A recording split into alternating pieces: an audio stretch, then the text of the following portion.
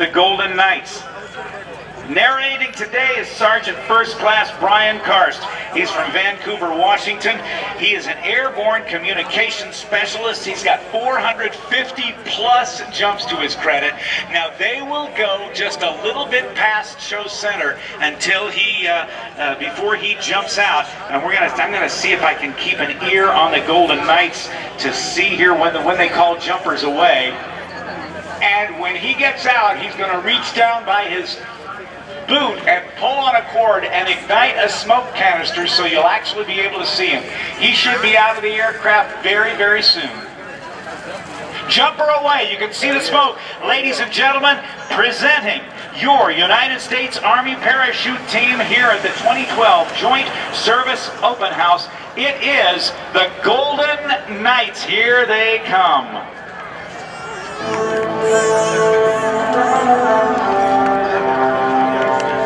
In free fall at about 120 miles per hour, Brian Karst is able to fly his body through the air. He is getting the view of his life right now. He'll have about 40 seconds of free fall, and when he gets to about 3,000 feet, he'll reach behind his right hip with his right hand, pull out a little leather tennis ball sized ball, and deploy the parachute of the Golden Knights. Look for it coming right up. Here comes your United States Army Parachute Team, the black and gold of the Golden Knights. Let's give them a big round of applause.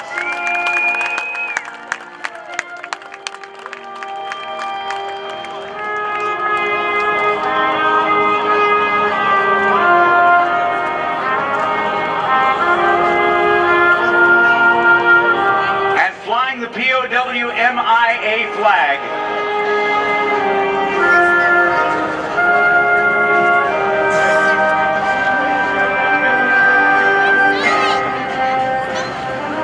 this is a very maneuverable canopy.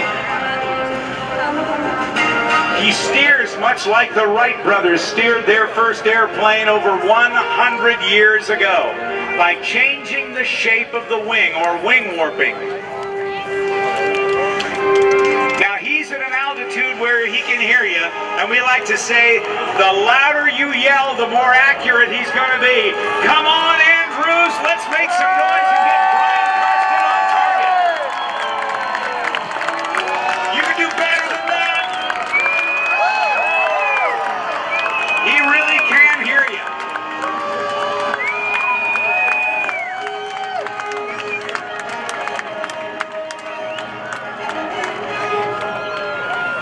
Now only about 150 feet above the ground. He's on his way down. Let's take a look as he works his way down toward the target.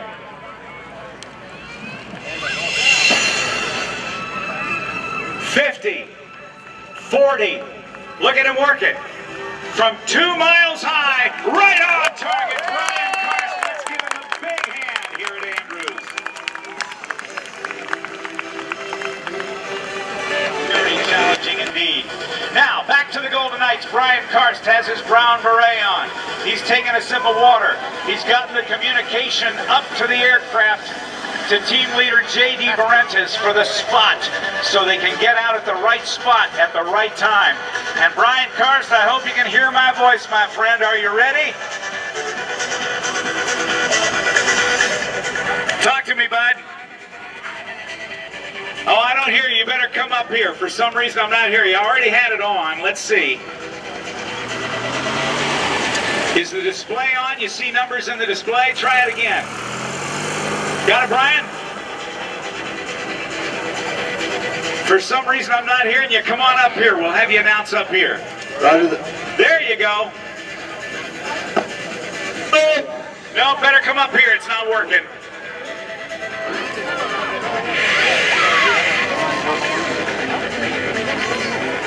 Ladies and gentlemen, please welcome to our stage from 2 miles high, Staff Sergeant Brian Karst. How are you, partner? I'm really good, Rob. How are you doing? I'm doing good, buddy. It's all yours, my friend. How you doing, Maryland?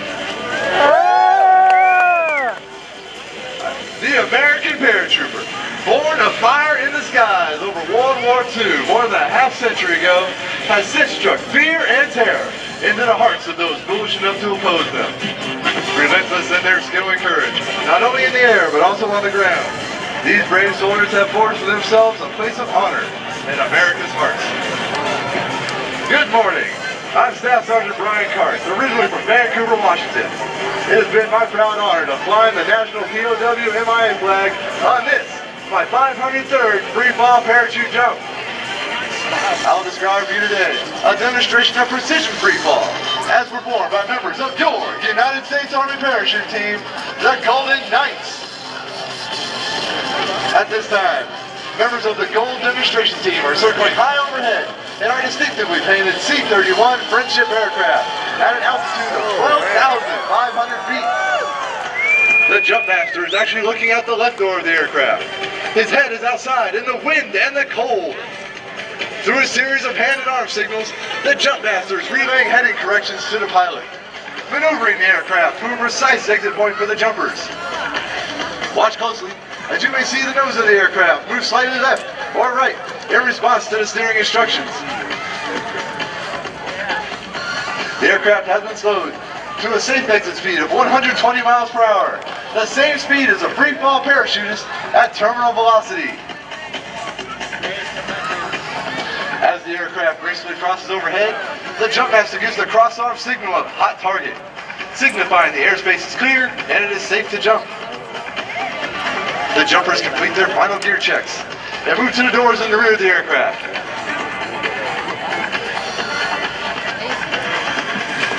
Now, as they come inbound, I want you to look high and to the left, because who we see there is a tandem jumper. Now, who's the tandem master on this, Brian? The tandem master on this is Staff Sergeant Jared Zell. Jared Zell is up there, and he's got a passenger with him, an airman, a young lady, Christine Sabota, who has worked up here as my assistant for the past 4 years here. It's a tandem jump, and she has just gotten the 2-mile ride of her life. Watch them as they get in close to the target. They will land in the grass, I believe, and just before they land, you'll see her pull her legs up in case they have to slide in. Take a look. A large canopy. Make some noise, folks, for Christine. She's waving. Christine, you did great, lady. I think she had a good time. She's waving like she loved every second of it, Brian. Yes, she is. It's a thrill of a lifetime, especially being the front rider, having somebody else land for you. You get to enjoy the whole view. She saw more of this country than she's ever seen in her life.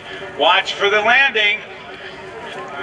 A tiptoe stand-up landing. Let's hear it. Way to go, Jared. Way to go, Christine. All right, back to you, Brian. In a matter of moments, members of the Gold demonstration team will simultaneously exit the aircraft and form one of the many formations possible to achieve while in free fall. The thumbs up signal is given, and the jumpers are up, and the smoke is on. We now have members of the Gold demonstration team rapidly approaching 120 miles per hour. The initial part of the formation is called the base. It forms quickly as the jumpers interlock their arms and legs to form the nucleus of the formation.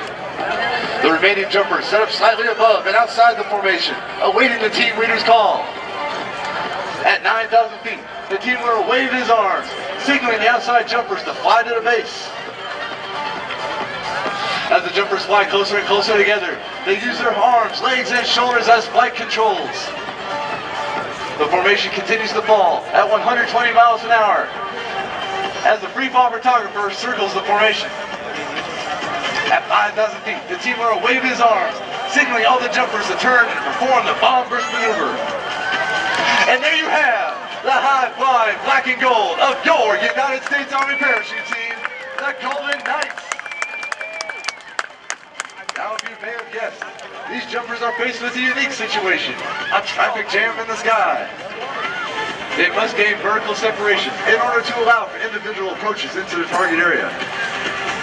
This is accomplished by pulling on the front part of the parachute and spiraling down at speeds of 60 miles per hour, setting up a traffic pattern just like you might see aircraft at a busy airport.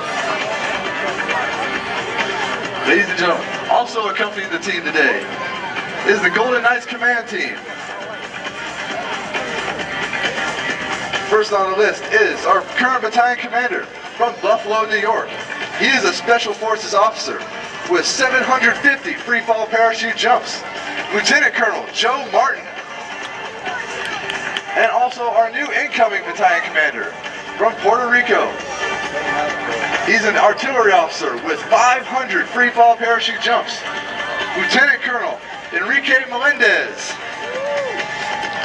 Also with us is our Sergeant Major from Coeur d'Alene, Idaho. He's an Airborne Special Forces Sergeant Major with 750 free fall parachute jumps. Sergeant Major Stephen Young. Ladies and gentlemen, all the jumpers are at an altitude where they can hear you. So as they come into the target area, I want you to get loud and make some noise and welcome them in.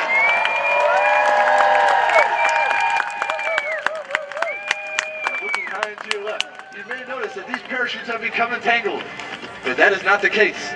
These pilots are exploring a facet of the sport called canopy relative work. And the jumpers are coming into the ground, ladies and gentlemen. With the advanced aerodynamic design of these ram air parachutes, these jumpers can fly right up to the hands of one another without adversely affecting their flight characteristics. Watch as this next jumper comes in, shuts down his parachute, and there he is, a stand-up landing, ladies and gentlemen. The formation you see here is called a triplane.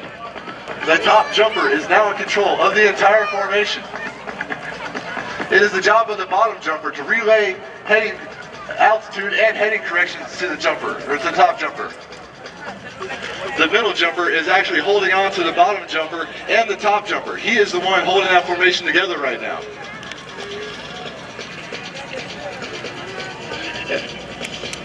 Watch as these jumpers come into the target area. They're flying a downwind leg, a base leg, 90 degrees to the target. And watch as this jumper turns into the wind for his final approach. He's making all these corrections with his steering lines, showing you the full flight characteristics of this ram air parachute. He'll come right over the target and stop it and come down right on top of the cloth, ladies and gentlemen. And you may notice a smaller parachute coming into the target area. That is our free fall photographer. He's flying a much smaller canopy, which allows him to swoop across the ground at speeds of 60 miles per hour. Now, as this triplane comes into the target area, if you thought landing one parachute was hard, try landing 3. As they come into the target area, you may hear the word brake as they brake right before they land. And here we go. 1, 2, and 3, ladies and gentlemen. Give them a hand.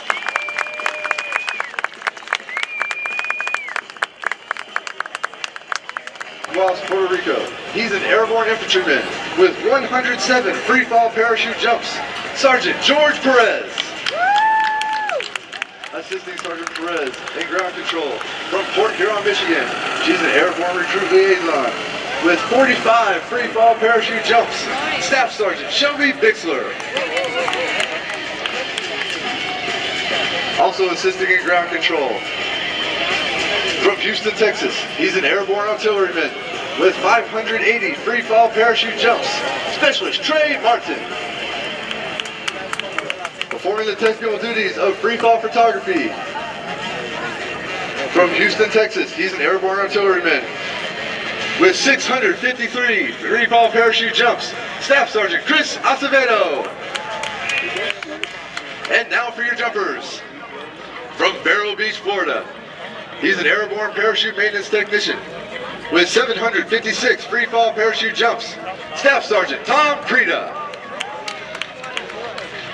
All the way from Canby, Oregon, he's an airborne cavalry scout with 983 free fall parachute jumps. Sergeant First Class Dustin Peregrine. From Panel, California, he's an airborne ranger with 3,100 free fall parachute jumps. Sergeant First Class Aaron Beagle. From down in Orlando, Florida, he's an airborne parachute maintenance technician with 1,050 free fall parachute jumps. Sergeant Jesse Stoller. From Sarasota, Florida, He's an airborne parachute maintenance technician with 1,450 free fall parachute jumps. Staff Sergeant Tom Belton. From Glen Burnie, Maryland. He's an airborne military police officer with 935 free fall parachute jumps. Staff Sergeant Kevin Pressgraves. And leading the Golden Knights in free fall, the team leader of the Gold Demonstration Team from Yuma, Arizona. He's an airborne ranger with 4,200 free fall parachute jumps. Sergeant First Class J.D. Barentis. Ladies and gentlemen, it gives me great pleasure to present to you the Gold Demonstration Team for the 2012 Air Show season. All members of your United States Army Parachute Team, the Golden Knights. Ladies and gentlemen, this concludes our performance for today. And on behalf of the entire team, I would like to thank each and every one of you for being such a warm and receptive airborne audience. And in closing, I leave you with this final thought. In the future, may all your days be prosperous and your nights golden.